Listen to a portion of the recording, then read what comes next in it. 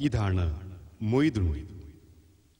3.5 പതിറ്റാണ്ട് മുമ്പത്തെ ഗൾഫ് കുടിയേറ്റത്തിന്റെ ആദ്യ കണ്ണികളിൽ ഒരാളായി ചാവക്കാട് കടപ്പുറത്തുനിന്ന് ലോഞ്ചിൽ ഖത്തറിലെത്തിയ ഭാഗ്യാന്വേഷി. അന്നം തേടിയുള്ള അലച്ചിലിനിടയിലെ ആദ്യ വർഷങ്ങളിൽ ഒരിക്കൽ മാത്രം കൗതുകങ്ങൾ നിറച്ച പേർഷ്യൻ പെട്ടിയുമായി കുടുംബത്തിൽ പോയി തിരിച്ചു വന്ന മൊയ്തുണ്ണിക്ക് പക്ഷേ പിന്നീട് നാട്ടിൽ പോവാൻ തോന്നിയിട്ടില്ല എന്നതാണ് നേര്. കഴിഞ്ഞ 30 വർഷമായി പരിചയക്കാർക്ക് മൗലവിയായും മാനസിക ശാരീരിക അസ്വാസ്ഥ്യം ബാധിച്ചവർക്ക് സാന്ത്വനമായും തെരുവിലലയുന്ന പൂച്ചകൾക്ക് തോഴനായും മൊയ്തുണ്ണി ദോഹയിൽ കഴിഞ്ഞുകൂടുന്നു. കൂടെ വന്നവരിൽ ഏറിയ പങ്കും നാട്ടിൽ തിരിച്ചു ചെന്ന് ഉറ്റവരോടൊപ്പം ജീവിത സായാഹ്നം ചെലവഴിക്കുമ്പോൾ ബന്ധങ്ങളുടെ എല്ലാ കണ്ണികളും വേർപെടുത്തി നഗരത്തിന്റെ തിരക്കിനിടയിൽ സ്വയം സൃഷ്ടിച്ചെടുത്ത നിഗൂഢമായ ഏകാന്തതയിൽ ഇദ്ദേഹം സ്വസ്ഥത കണ്ടെത്തുന്നത് എന്തിനായിരിക്കും? മൗലവിയുടെ താമസസ്ഥലം അന്വേഷിച്ച് ഞങ്ങൾ എത്തിയത് ഷാരെ അസ്മക് സ്ട്രീറ്റിലെ പരമ്പരാഗതമായ ഒരു പഴയ വീട്ടിലാണ്.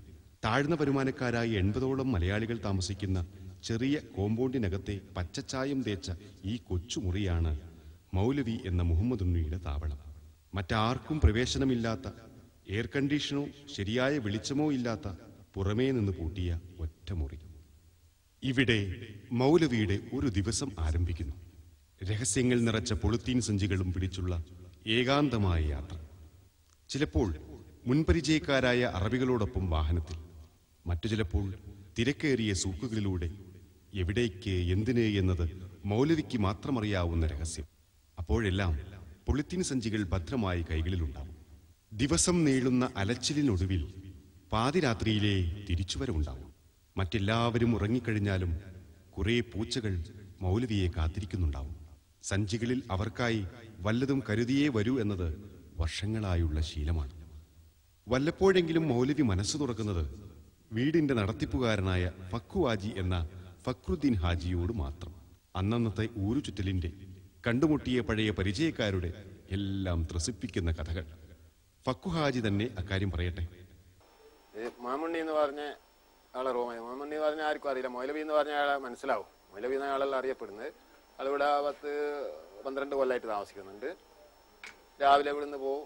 ചൂട് സമയത്ത് അധികാലം സ്വഭാവിക്കുന്ന മുമ്പേ പോവും. തണുപ്പിന് ഒരു 10 മണി മുമ്പ് 10 മണിക്കെല്ലാം ഇവിടുന്ന് പോക്കുണ്ട്. പിന്നെ വരുമ്പോൾ പൂച്ചക്കുള്ള കുറേ ഭക്ഷണമായിട്ട് വരും.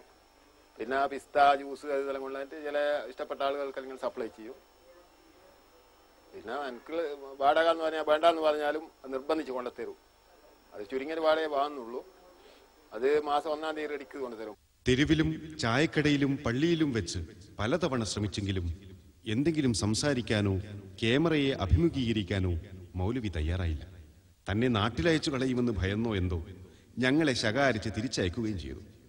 അതിനാൽ ഈ രംഗങ്ങൾ ഒളിഞ്ഞിരുന്നാണ് ഞങ്ങൾ ക്യാമറയിൽ പകർത്തിയത്. കൂടെയുള്ളവരോടെല്ലാം ബോധപൂർവമായ അകലം പാലിക്കുമ്പോഴും സംസാരമൊഴികെയുള്ള സഹായം നൽകാൻ മൗലവിക്ക് മടിയില്ല.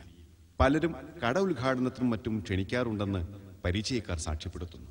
മതപരമായ കൃത്യനിഷ്ഠയും ഖുർആൻ മനപാഠവുമുള്ള മൗലവി ഇഷ്ടക്കാരെ കിട്ടിയാൽ ഈ വിഷയങ്ങളിൽ എത്ര വേണമെങ്കിലും സംസാരിച്ചെന്നിരിക്കും. ബന്ധുക്കളും നാട്ടുകാരും സുഹൃത്തുക്കളുമെല്ലാം പരമാവധി നാട്ടിലയക്കാൻ ശ്രമിച്ചിട്ടും ആർക്കും പിടികൊടുക്കാതെ ഇടുങ്ങിയ ഒറ്റമുറിയുടെ സ്വകാര്യതയിൽ ഈ മനുഷ്യൻ മറക്കാൻ ശ്രമിക്കുന്നത് എന്തായിരിക്കാം? ഏതു വഞ്ചനയുടെ കയ്പായിരിക്കും മൗലവിയെ തന്നിലേക്ക് ഇത്രമേൽ ഒതുങ്ങിക്കൂടാൻ പ്രേരിപ്പിക്കുന്നത്? ഇതൊന്നും ആർക്കും അറിയില്ല. അറിയാവുന്ന മൗലവി അതൊന്നും പറയാൻ തയ്യാറുമല്ല. സ്വന്തം പേരും വിലാസവും മറച്ചുവെച്ച് തിരിച്ചു ചെല്ലാനുള്ള കുടുംബത്തിന്റെ സ്നേഹപൂർവമായ ആവശ്യം നിരസിച്ച് സ്വയം ഒളിച്ചു കഴിയുന്ന ഈ മനുഷ്യന് മാനസാന്തരമുണ്ടാവട്ടെ എന്ന് നമുക്ക് പ്രത്യാശിക്കാം.